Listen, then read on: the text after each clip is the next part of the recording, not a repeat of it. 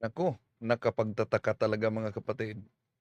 Dahil bago ko lang tiningnan kanina ang channel ng ating kapatid na miyembro sa Iglesia ni Cristo, yung pagsasagutan namin, ang tinig ng karunungan. Nag-message si Kabornok sa akin. Una, sabi niya, anong nangyari? Ito na lang ang video niya. Ito na lang daw ang video niya. 4. Asa na yung iba? Yung binanatan ako, sinagot ko, at tinatalakay na din ni Kabornok. O, yun. Asa na?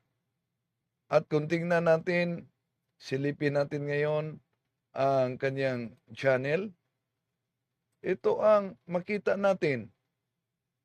Although may 4 video, pero naka-hide.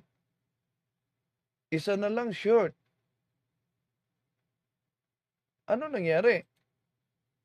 Pero, may mga kapatid natin sa INC na palagi pang bumabanat at ito'y sasagutin natin. Halimbawa, Basahin mo, Kuya Robin, pakibasa. Pakibasa nga yung totoo, yung totoo po.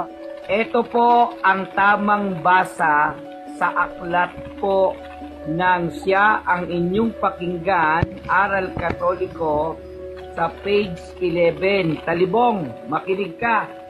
Pampihira ka. Tinalibong, ano? Sige. Tinalibong din yung talib. Sige, tuloy. Kumikita ka ng pera dyan, hindi ka marunong magbasa. Ang tanda ng Santa Cruz.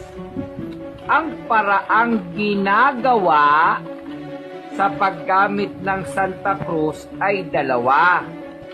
Ang mag-antanda at ang mag-cruz. Ang pag-aantanda ay ang paggawa ng 3 krus ng hinlalaki ng kanang kamay. Kanang kamay. Yan ang nakasulat. Di kanya. Tinalibong ni talibong yung sarili nilang aklat. Pakita natin yung aklat nila, Kuya Sedan. Parehas lang naman yung nakasulat. Kaya lang hindi po binanggit yung kanang Hindi. kamay. Ayun. Binago nila, Kuya Sedan, Ay, yung ayun. pinapakita niya. Ayan o. Yung terminong kanang kamay, dun sa kanya. original, binago, ginawa niyang kanyang kamay. Nakita niyo, Oo, kasi nungalingan ni... kala ko, nilagyan ng Y. Oh. Nakita niyo ang kasinungalingan ni Wendell Talibong? Diyan ba kayo maniniwala? Pero Defensor Katoliko yan. Harap-harapang nagsisinungaling. okay, yon ang banat nila, no? I stand corrected na yung kanang kamay sa pag-type nalagyan ng Y, kaya nagiging kanyang. Pero hindi ibig sabihin na pagsisinungaling na yan. Sino nagsabi? Si Cesar Sinita, ang pagkakamali daw umano ay ano yon? Di ating narinig si Wendell Talibong, Mr. Wendell Talibong. Yung pagkakamali ko po ay hiningi ko ng sorry sa iyo. Kasi talaga pong ganun yan. Normal po minsan ang tao nagkakamali, pero ang pagkakamali po, iba po yan sa pagsisinungaling. Oh, yan aminin ko na yung kanang kamay, ang kanan na lagyan ng Y ay nagiging kaniyang. Nagkamali ako doon. Pero ang tanong, yun po bang INC, hindi ba nagkamali sa pagbasa? Pakinggan ninyo. Relihiyon. labo-labo di ikaw magbasa English pa, ikaw na. Hindi, Tagalog lang. Tagalog Ay, yan. ako na magbabasa. Ay. Teka, i-focus ko lang. Medyo Malabo. Medyo patagalin niyo po ng konti kasi magpo-focus ng maigi yung camera. Yan! Ano ang nasa dulo ng sandalyas ng Diyos? Ng Papa Hindi. po. Ay, sorry. Labo Teka, na. May Diyos kasi ako nabasa. teka. Jose, Luminaw na kanina. Ulit. malinaw yun. Sandalyas ng Pero Pero Papa. dulo ng sandalyas ang Diyos eh. Oh, so sila mismo nagbasa. Tirang-tira sa akin na di daw marunong magbasa. Nasa harap na nila. Nagkamali ako sa pag-type at ang pagbigkas. Pero kung sundan natin ang argumento ni Sinita, Di ating narinig si Wendell Talibong, Mr. Wendell Talibong. Yung pagkakamali ko po ay hiningi ko ng sorry sa iyo, ha. Kasi talaga pong ganun yan. Normal po minsan ang tao nagkakamali, pero ang pagkakamali po, iba po yan sa pagsisinungaling. Kita nyo. Iba po yung magsinungaling ka sa pagkakamali. oh, yan. Iba ang pagsisinungaling sa pagkakamali. Ating tatalakayin ito dahil kanina tiningnan ko yung channel kung may sagot ba si Tinig ng Karunungan sa ating pagsagot din sa kanya. 5 araw na wala siyang bagong video. Kaninang umaga, kumpletong-kumpleto pa ang video niya. Pagkatapos, ngayon, nag-message si Kaburnok sa akin na ano nang nangyari, 4 na lang na video. At itong 4 na video, di na natin makita ngayon. Ang 4 na video, isa na lang ang makita natin. Ito na lang, short video. Ano ba ang nangyari? Susunod ba ito kay kapatid na Cesar Sineta? Okay. So, tatalakayin natin ito, samahan ninyo ako. Kasi kamalingan, pag palaging inulit-ulit ay magmukha talagang katotohanan para sa ating mga kapatid na kulang ang kaalaman. Ang pagkadaya ay maranasan sa iba't ibang paraan. Pero napakasakit pag madaya tayo sa pananampalataya. Dahil nanganib pati ang ating kaluluwa. Viva Cristo Rey! Pro Dio et Ecclesia! Kumusta sa lahat nating mga kapatid na sumusubaybay sa ating live streaming? Welcome po. At acknowledge natin ang ating mga taga-subaybay na pumasok ngayon. No? Okay. Welcome sa lahat nating mga kapatid. Sila si Arturo Pagpatan, sa Ghana, Africa, si Rowena Sanchez, sa Singapore, si Timothy Lagman, si Muslim Islam. Good afternoon, bro Wendell. Pag-ibig at makapagkumbabang puso ni Jesus sa ating lahat. Si kapatid na Marisa Makahilos, si Ayan Kent Alcala, Raimundo Somok, Rowena Sanchez. Kumusta ang audio ko?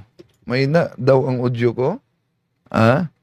I-comment down mga kapatid. Kumusta aking audio? Si Muslim Islam. Good afternoon, bro Wendell, sa lahat. Si ito, Annalisa Oso, Muslim Islam, Jane Palma, si Noy Mercado sa Malibay, Pasay City. Hello, kumusta? Si kapatid na Elizabeth de Los Santos dyan sa Hong Kong. Si kapatid na Wilfredo Lopez, Tomas Belisario sa Legazpi City, si kapatid na Alberto Biluso Jr.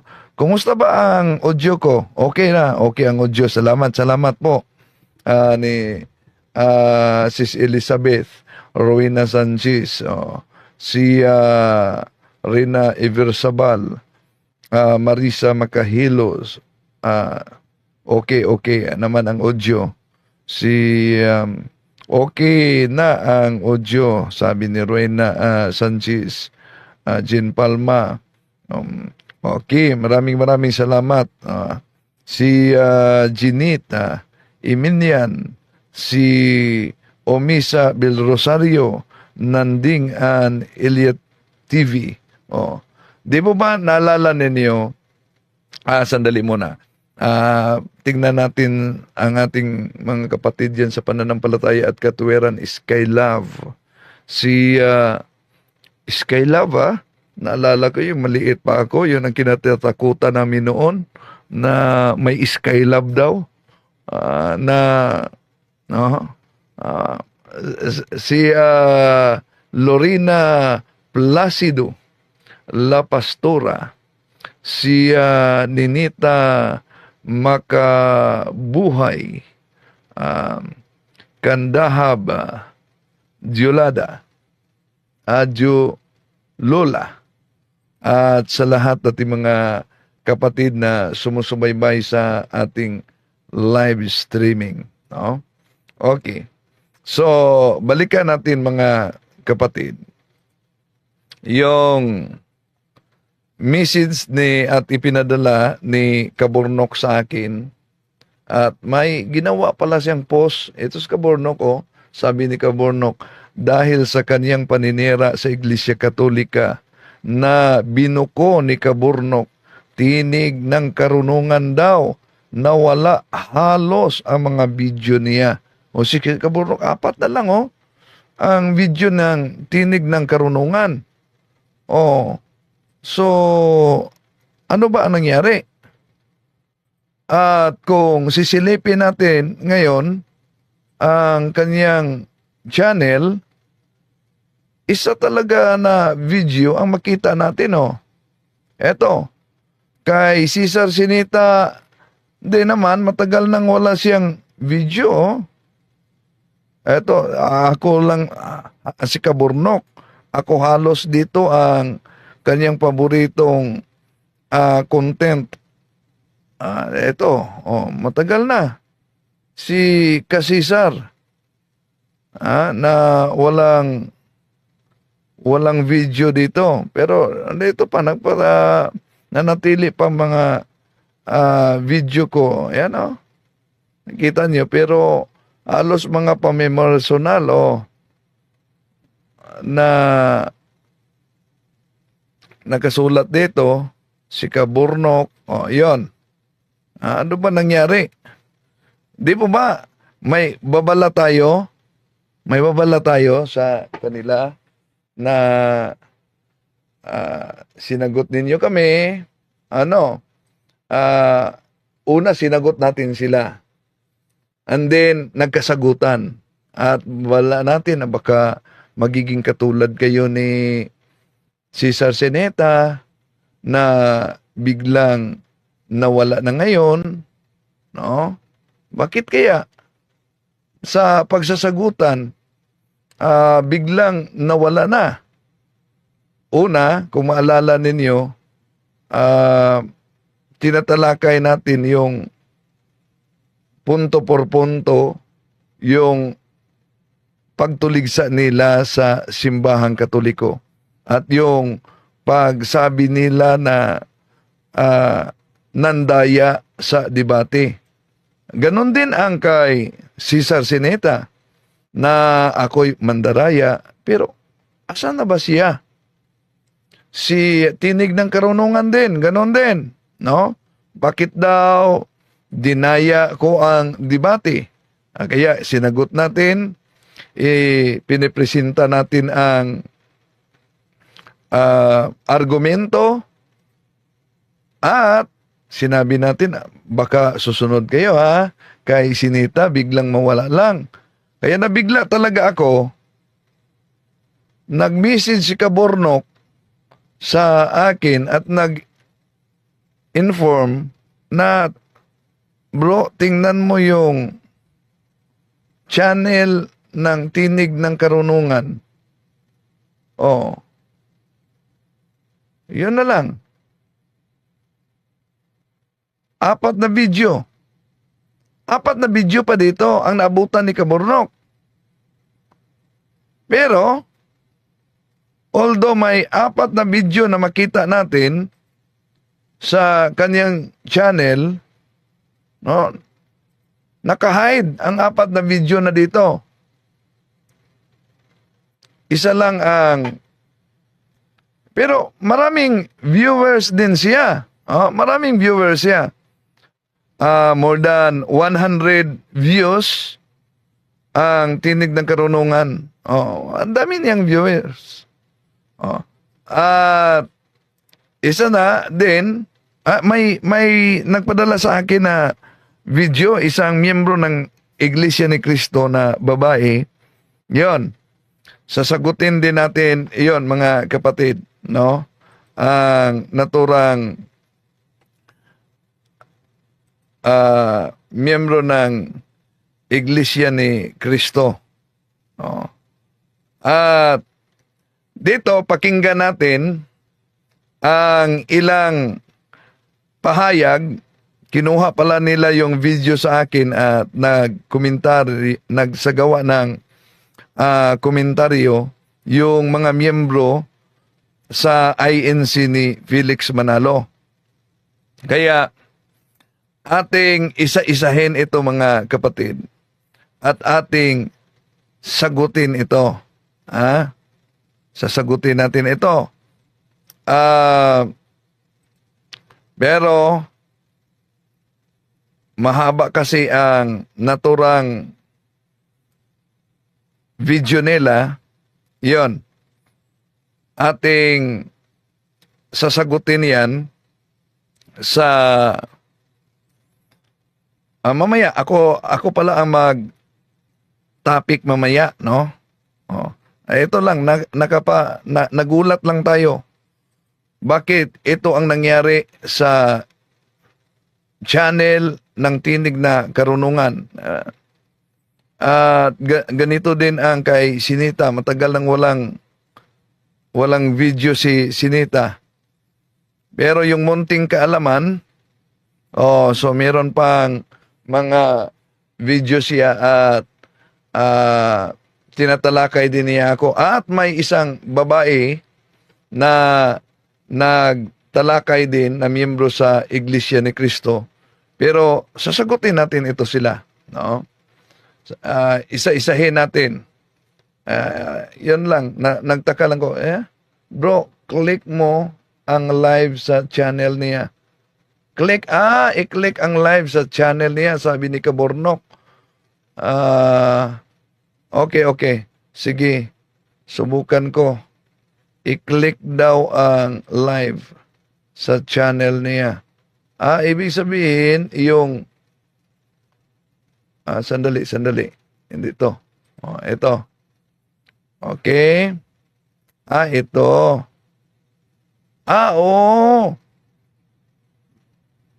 Live 4. Nawala talaga, ano? Sa daming video. Dami yung video niya.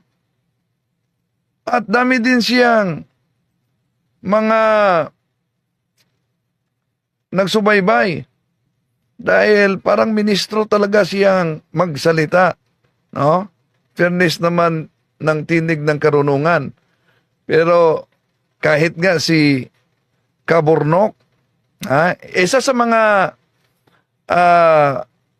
sinagot dito, mga kapatid, kung maalala ninyo, ni Kabornok, isa sa mga sinagot, balik muna natin ang may kaugnayan sa ito ang tinalakay ni Kabornok. Huling issue ito dahil biglang nawala ang kanyang mga video. Tanong, ano ba ang naging pahayag niya tungkol po sa Iglesia Katolika? Eto, panoorin natin siya. Ano nga ba ang pangalan nung iglesyang itinayo ng ating Panginoong Hesukristo? Iglesia Katolika Apostolika Romana ba o Iglesia ni Cristo? Bakit hindi natin pasagutin mismo ang kanilang aklat? Pinamagatang The Papal Encyclicals. Ito po ay aklat Katoliko. Meron po itong Nihil Obstat, John A. Goodwin, Censor Librorum. Meron din siyang Imprimatur, Itong si Francis Cardinal Spellman, Archbishop of New York. Kapag ka po ang isang libro, merong nihil obstat, censor librorum imprimatur, nangangahulugan na ang nilalaman po ng aklat na ito ay hindi tinututulan ng simbahang Katolika maging ng kanilang Santo Papa. Pinayagan ng simbahang Katolika na maipalabas at maipabasa at hindi sila tumututol na alinman sa nilalaman nito nagsasabi talaga ng totoo. Hindi sila tutol doon. Talagang sumasang-ayon sila na kung ano yung nakalagay dito, pwedeng gamitin ni numan. Pwedeng paniwalaan, sampalatayanan ni numan. Lalo na, syempre, nung nasa simbahan. Di po ba? Tungkol sa iglesyang itinayo ng ating Panginoong Hesukristo, ano kaya yung iglesia, pangalan ng iglesia na yon, na kung saan ay itinayo nga ng ating Panginoong Hesukristo? Dito po sa page 153, babasahin ko na sa inyo, ganito po ang sinasabi. That is to say, the Church of Christ, Iglesia ni Cristo, which has been divinely instituted for the sake of souls and of eternal salvation. Church of Christ, Iglesia ni Cristo, ay itinatag alang-alang sa mga kaluluwa at walang hanggang kaligtasan. Bakit ba nagtayo ang ating Panginoon Hesukristo ng Iglesia? Hindi ba para sa kaligtasan ng mga tao, sa kapakanan ng kaluluwa ng mga hinirang niya?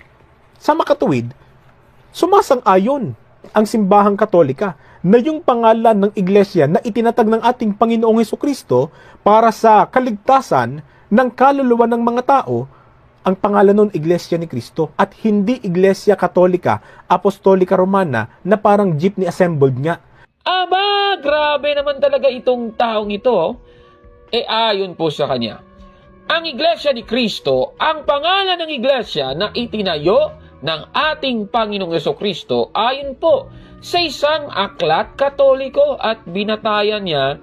Ito ipapakita ko po sa screen ang aklat na kanyang binasa na ang sabi kasi, that is to say, the Church of Christ, which has been divinely instituted for the sake of souls and of eternal salvation. Ayan so yan ang kanyang binasa, mga kapatid. Tanong, mula sa kanyang binasa, totoo ba ang conclusion niya sa kanyang binasa, mga kapatid? Susuriin natin ang aklat na kanyang ginamit, mga kapatid. Yung kanyang binasa, ito pong aklat na The Papal Encyclicals in their Historical Context, edited by Anne Fremantle, sa page 153, at yan nga yung kanyang binasa, nakikita nyo po sa screen.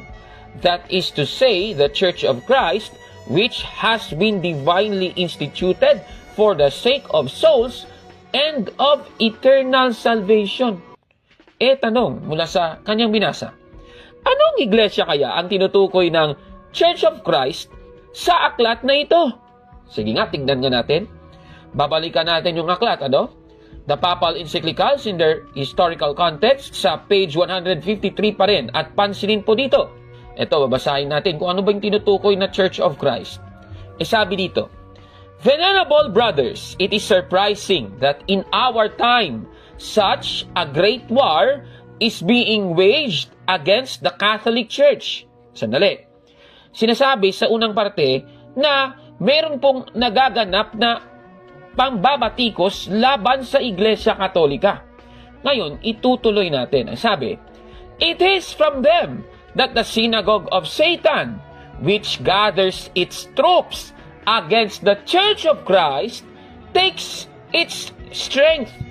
Dito po sa nabasa naman natin, sinasabi na itong mga naninira sa Iglesia Katolika, kung babasihan po ang nasabing pahayag na ito, ay tumutukoy sa mga mason, mga kapatid.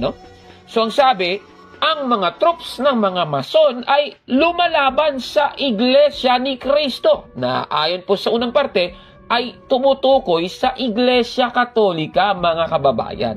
Napakaliwanag po, mga kapatid. Ibig sabihin, mula po sa ating nabasa, ang tinutukoy pala ng Church of Christ sa aklat na ito ay ang Iglesia Katolika, mga kapatid. Katunayan nga, yan ang aral ng Iglesia Katolika na ang nag-iisang Iglesia ni Kristo ay ang Iglesia Katolika Apostolika Romana, mga kababayan. Ayon po sa aral ng Iglesia Katolika, kaya itong sinasabi ng vlogger na ito, ang masasabi ko sa iyo, Pasted, yan! Sinungaling ka talaga, no, palpak, mga kapatid. Ganun talaga INC, incomplete. Grabe talaga. Ngayon, ano ba ang naging pahayag niya tungkol po sa Iglesia Katolika? Eto, panoorin natin. Ano pa ang patotoo ng librong ito, Aklat Katolika tungkol sa Iglesia ni Kristo? Sa page 39 naman po, ganito sinasabi, whoever he is and whatever he is, he who is not in the Church of Christ is not a Christian. Kaya si Mr. Tamperd, hindi Kristiyano talaga yan eh. Gusto niya, yung kinaaaniban niya, Iglesia Katolika Apostolika Romana. Pero ang gusto ng kanyang amo, doon kayo sa Iglesia ni Kristo. Sapagkat doon kayo makikilalang Kristiyano. Aba, grabe talaga itong paninira niya, ha? Ayon sa kanya, ang nasa labas ng Iglesia ni Kristo daw ay hindi mga Kristiyano ayon sa aklat. Parang pinapalabas niya na sila itong tinutukoy na Iglesia ni Kristo. Grabe naman ito, ha? At yung pinagbatayan niya, yung parehong aklat pa rin, na ang sabi kasi, whoever he is and whatever he is, he who is not in the Church of Christ is not a Christian. Diba? So yan ang sabi. Tanong, yung conclusion ba niya ay tama at totoo? Titingnan natin yan, mga kapatid. Muli, susuriin natin ang aklat na kanyang ginamit. Babalikan natin yung aklat na kanyang pinagbatayan, yung The Papal Encyclicals in their historical context. Ngayon naman ay sa page 39 at nakikita nyo po sa screen yung kanyang binasa. Ngayon, yung gagawin natin, itataas po natin at base po sa buong konteksto ang pahayag na binasa nung vlogger ng Tinig ng Karunungan daw ay ito pala ay galing kay Saint Cyprian. Alam naman ninyo sa Iglesia ni Cristo ni Manalo, wala namang kinikilalang Saint Cyprian dyan eh. Naku naman, grabe talaga. Tapos naniniwala pa sila kay Saint Cyprian. Ano ba naman yan? Ngayon, pabasahin natin yung pahayag ni Saint Cyprian, ha? Ito ang kanyang sabi. Originated also in the tales invented by the apostates. Ibig sabihin, may mga apostates. Ano ba yung apostates? Di ba yung mga naninira at nagbabago ng pananaw tungkol sa Iglesia Katolika na ngayon ay nasa labas na ng Iglesia Katolika. Di ba ganun yun? Apostates nga eh. Ngayon, itutuloy natin. The bond of harmony stood firm and the indivisible sacrament of the Catholic Church continued. Klarong-klaro po. Ibig sabihin, yung apostates na tinutukoy ay nasa labas ng Iglesia Katolika. Ayon po sa aklat, sa binasa nga niya kanina, na kung ikaw ay nasa labas ng Iglesia ni Kristo, ay hindi ka Kristiyano. Yung Iglesia ni Kristo pala na tinutukoy dyan, ay ang Iglesia Katolika, mga kababayan. Naku naman. Hindi naman sila yung tinutukoy dyan eh. Naku naman ha. Ulitin na natin ang aral ng Iglesia Katolika. Ang nag-iisang Iglesia ni Kristo ay ang Iglesia Katolika, mga kababayan. Klarong-klaro po yan. Catechism of the Catholic Church, paragraph 811. Muli, ganito po ang sabi. This is the sole Church of Christ, which in the creed we profess to be one, holy, Catholic, and Apostolic. Tapos sabi niya pitol-putol daw at sa iba't ibang panahon pa daw, dinudugtong yung pangalan. Grabe talaga ito, naninira sa Iglesia Katolika. Mga kababayan, baka sasabihin ng iba, wala naman sa Biblia nakasulat na ang mga Katoliko ay mga Kristiyano. Titingnan natin. Nasa Biblia ba na ang mga Katoliko ay mga Kristiyano? Babasahin natin ang Roma, Kapitulo 11, versikulo 12, ng salin na Richard Baxter Bible. Ganito po ang ating mababasa.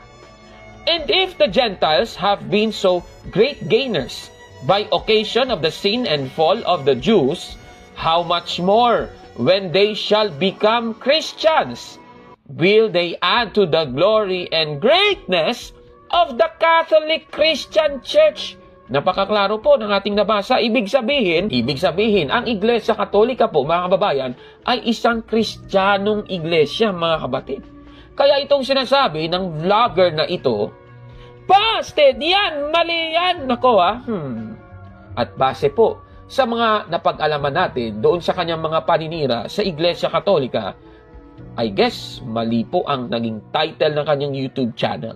Sabi niya, tinig ng karunungan, parang baligtad ata ng karunungan yung kanyang mga ginagawa. Sige nga, tanungin nga natin ang mga ministro ng bokong na ito kung ano ang baligtad nung salitang karunungan. Eto, panoorin natin. Dito'y may karunungan. Pakiulit, ang dinig baka marinig nila, dito'y may kabobohan. Ang dinig baka marinig nila, dito'y may kabobohan. Ang dinig baka marinig nila, dito'y may kabobohan. Di ba nakalagay? Ang nakasulat ay dito'y may karunungan. Kitams. So, hindi pala tinig ng karunungan. Dapat, tinig ng kabobohan. Ulitin natin, hindi po galing sa akin yan, Galing yan sa ministro mo, mokong na ito, At saka, sandali, kung kayo po ay nanonood sa kanyang YouTube channel, meron po siyang aklat sa world history. Ayan, nakikita nyo sa screen, grabe, meron pang background na nakalagay, world history. Tanong, ano ba ang sabi ng kasaysayan tungkol po sa kanilang iglesia? Babasahin natin ang aklat na The New International Dictionary of the Christian Church ni J.D. Douglas, 1978 edition. Sa page 776, ganito po ang ating mababasa, ililiwat na natin sa Tagalog. Ang Pilipinas ay gumawa ng sarili nitong mga kulto. Higit sa lahat, ang Iglesia ni Cristo o Church of Christ na itinatag noong 1914 ni Felix Manalo at nang aangkin ng ilang milyon. Klarong-klaro po ng ating nabasang ito. Una, ang Iglesia ni Cristo na kanyang kinahaniban, kulto daw ayon sa aklat kasaysayan. Pangalawa, ito daw ay itinayo ni Felix Manalo noong 1914, mga kapatid. At kung hindi mo sinasang-ayunan ang karunungang ito, base sa aklat kasaysayan, sabi po ng Biblia, tandaan, makikita ang kamangmangan at kabobohan nga, parehas lang naman yon sa taong walang alam, mga kapatid. Naku, kawawa naman itong vlogger na ito na naninira sa Iglesia Katolika.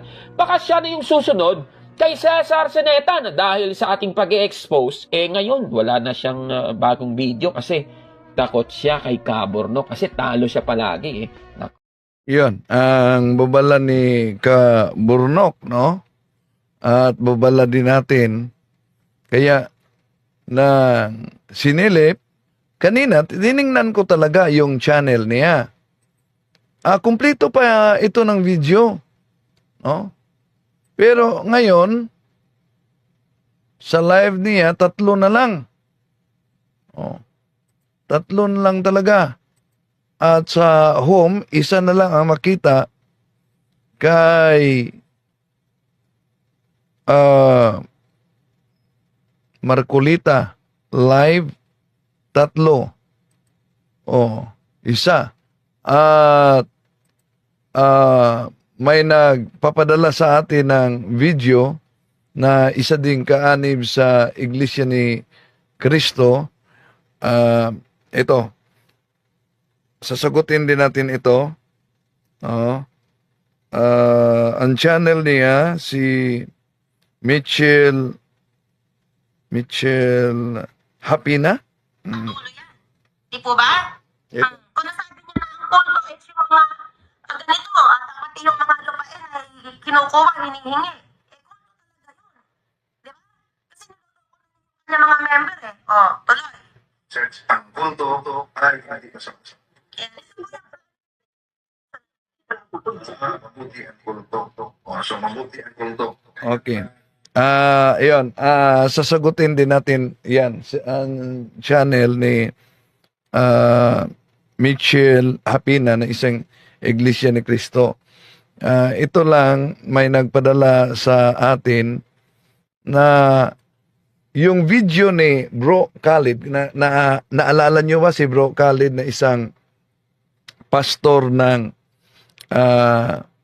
born again, no? Baptist, na naging Katoliko? Di po ba in-expose niya ang mudos? Itong mga iglesia ni Kristong miyembro, nagsagawa pala sila ng reaksyon sa bidyong ito at sinabi nila na yung tinig ni dating Pastor Khalid, Pastor Felix, ay ako daw yon. Pastor Calix, Brad Calix. Okay, ito. Paano modus nila dyan? Paano sistema nila? Meron silang pa-dinner. Yung context nito, mega church to ha. May pa-dinner yan sila. Popondohan nila yan. Ba? Sabi mo na, kalating milyon. Kasi re-renta ng hotel na maganda yan. Di mo naman. Hindi yan sila bumaba. Sino daw po yun? Sino po yung nagsasalita nito, Kuya Robin? Ang nagsasalita diyan ay siguro ay voice over ni Talibong Mandarambong. Okay. So bago kayo mag-present, dapat i-research ninyong mabuti. Dahil sabi niya, ang voice over daw diyan ay siguro. Kung sinabi mong siguro, doubtful ka na. Di ka sigurado na ako ba talaga yan? Bumaba. Sino daw po yun? Sino po yung nagsasalita nito, Kuya Robin? Ang nagsasalita diyan ay siguro ay voice over ni Talibong Mandarambong. Okay. So napansin niyo ba mga kapatid na pawang atake personal talaga itong mga ginagawa nila, pero di po natin tumbasan ang kanilang ginagawa, no? Ang voice over daw ni Talibong Mandarambong, siguro. So, di siya sigurado. Pero yon ang kaniyang pahayag.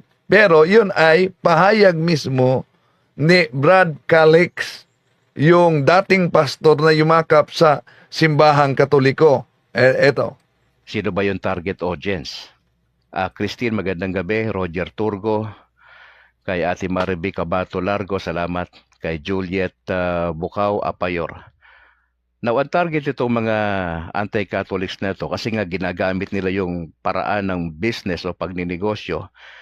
Sino ba yung target rito? Audience? Katoliko. Ganun kasimple.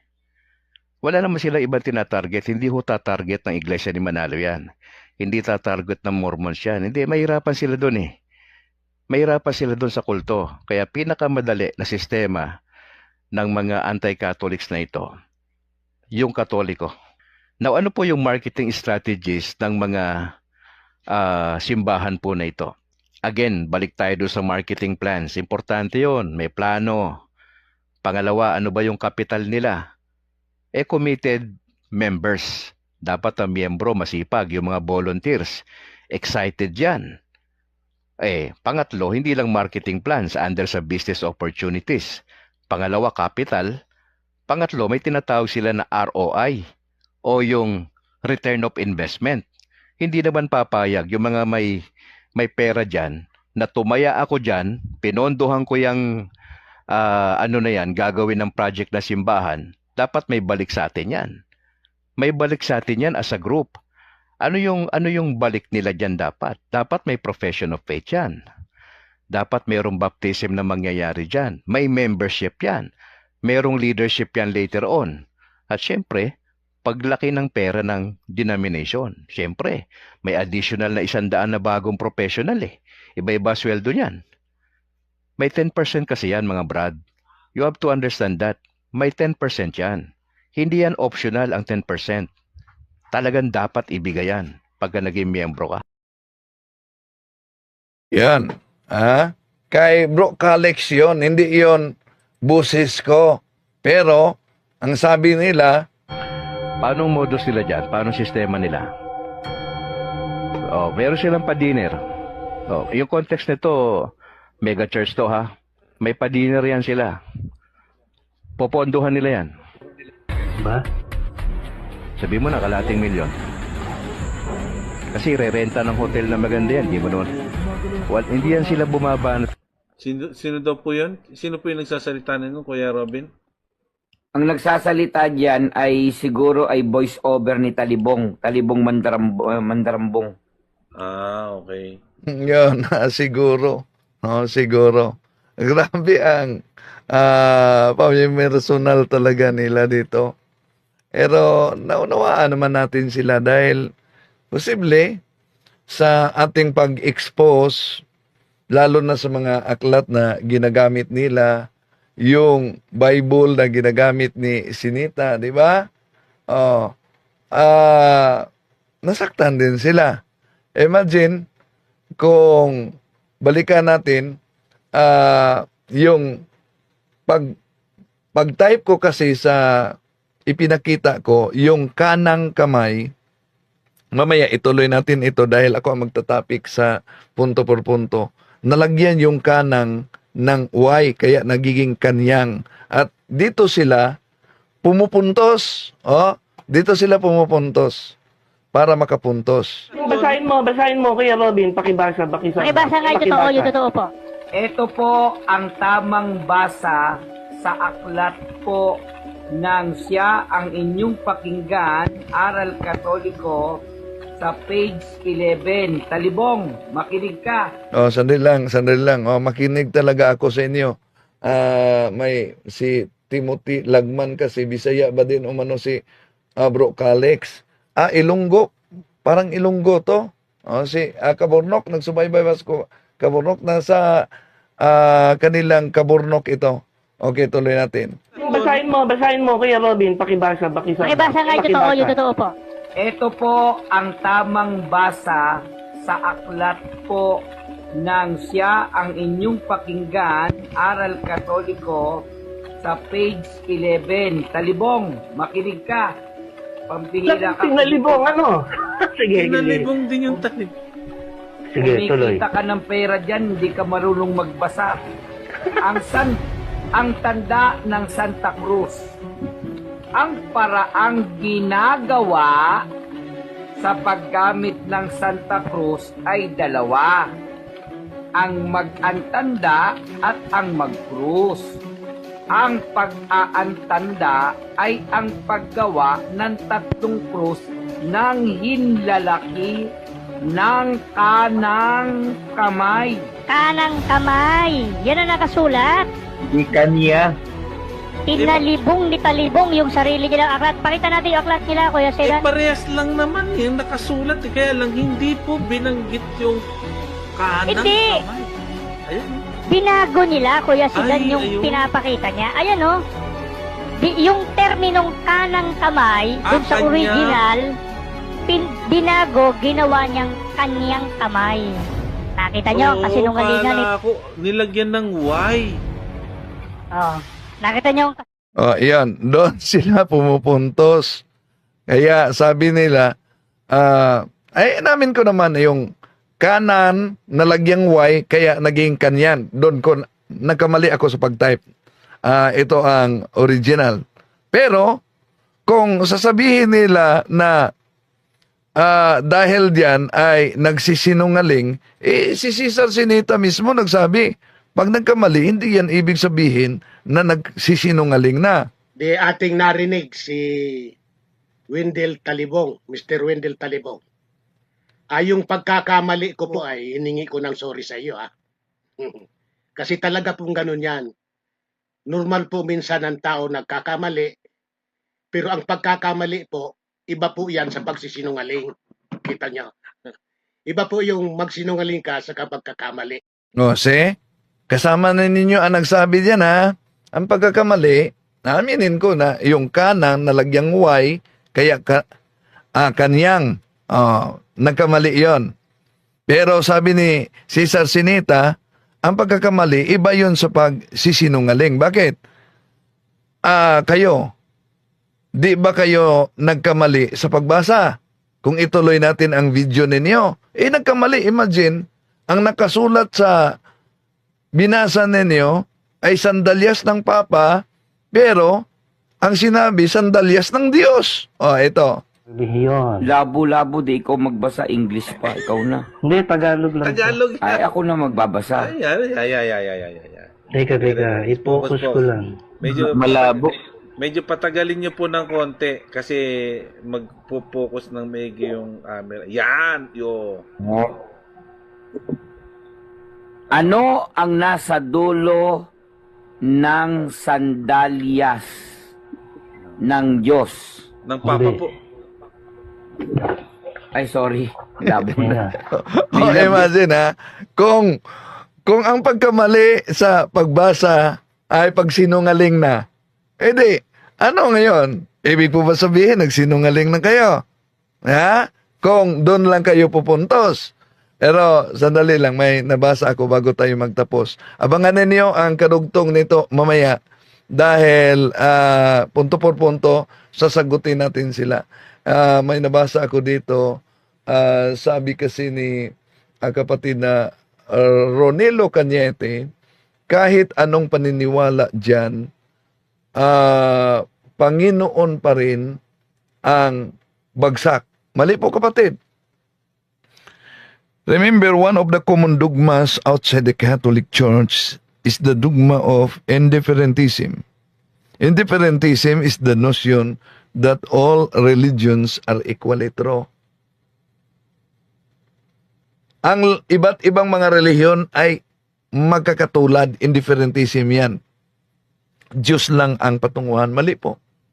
Bakit? Different religions contradict one another, and contradictions can never be equally true. Kung lahat na mga naniniwala ay Diyos ang patunguhan, una, walang bula ang propeta na hinula sa ating Panginoong Jesucristo San Mateo Kapitulo 24, San Mateo Kapitulo 7, versikulo 21, at maraming madaya nila. Pero ang tanong, yung ibang mga kapatid natin sa ibayong pananampalataya, sila ba'y maligtas din?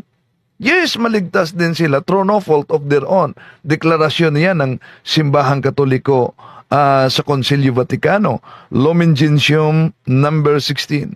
Through no fault of their own, do not know the true Church of Christ or His Gospels, but nevertheless seek God with sincere heart, and try in their actions to do His will, as they know it through the dictates of their conscience, they too may receive salvation.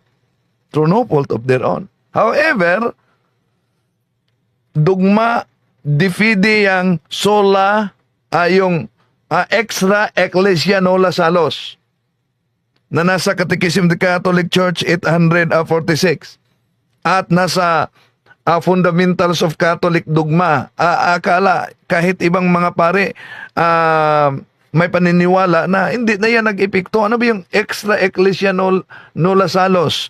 Outside the church, there is no salvation. Pero kailangan ipaliwanag yang mabuti. Dahil nakasulat sa Lumen Gentium number 14, The Light of the Gentiles, deklarasyon ng simbahan na the Church of Christ referring to the Catholic Church. Dahil sa Catechism of the Catholic Church 811, this is the sole Church of Christ in which in the creed we profess the one holy Catholic Apostolic Roman Church. So, yung binanggit diyan sa Lumen Gentium number 14 na ang sabi, the Church of Christ, at ginagamit din ito sa Iglesia ni Cristo, the Church of Christ must be in nature, in service, it served men through the 12 apostles. It is to this church that all are obliged to belong in order to be saved. Those people who do doubtful, deliberately refuse to seek out the true church, refuse to know it, refuse to embrace it, cannot be saved. Say the Catholic Church is the ordinary means of salvation. May tanong dito si Felix Bahuo, bro, paano ba yung general confession? O isulat mo mga kasalanan mo mula pa sa bata na di mo nakumpisal. Evaluate 7 capital sins, the 10 commandments, yung mga paghula, pagpunta sa mga albularyo, evaluate yan. Kung ikay may asawa na gumagamit ba kayo ng contraceptives, dapat yan makumpisal. No? Yun, i-evaluate yan, kapatid. So, sabi ni Cesar Sileno, saba diha, buslot ka. Yan pa ba ang dahilan na ang mga kapatid natin sa channel na Tinig ng Karunungan, bigla nang nawala ang mga video at si Cesar Sineta ng INC biglang nawala na din? Yun ba? Dahil sabi niya, buslot daw. Okay. Si Timothy Lagman, or kung di man iisang Diyos belief ang Mason, parang whenever religion nag-agree sila sa isang, yes, sa Freemasonry yan. No? Pero nasa canon law natin yan na ang sino mang mga Katolikong umanib sa Masonry ay automatic excommunication. Okay? So, abangan ninyo ang karugtong nitong video na nauna nating pinarinig sa inyo mga kapatid na INC sa kanilang reaction video sa akin na grabe talaga. Tatak na ba nila na yung pamimersonal? Dito lang, Paano modus nila dyan? Paano sistema nila? Meron silang pa-dinner. Yung context nito, mega church to ha. May pa-dinner yan sila. Popondohan nila yan. Ba? Sabi mo na, kalating milyon. Kasi re-renta ng hotel na maganda yan, di ba noon? Hindi yan sila bumaba. Sino daw po yun? Sino po yung nagsasalita nito, Kuya Robin? Ang nagsasalita diyan ay siguro ay voice over ni Talibong Mandarambong. Okay. Yan, siguro voice over. Di niya kabisado, pero sinabi niyang sa akin daw Talibong Mandarambong, kay Bro Calix yun, for your information. Kaya research naman pag may time. Di po natin layunin na saktan ang damdamin ng ating mga kapatid. Ipagdasal po natin. Dahil ang ating Panginoon Jesucristo sa Juan 17:17, Sanctifica ius in veritate, sermo tuos veritas est. Maraming salamat po sa inyong pagsubaybay. Ito ang inyong lingkod, Brad Wendell Talibong. Hanggang sa muli. Bye-bye. To make his message known is our responsibility.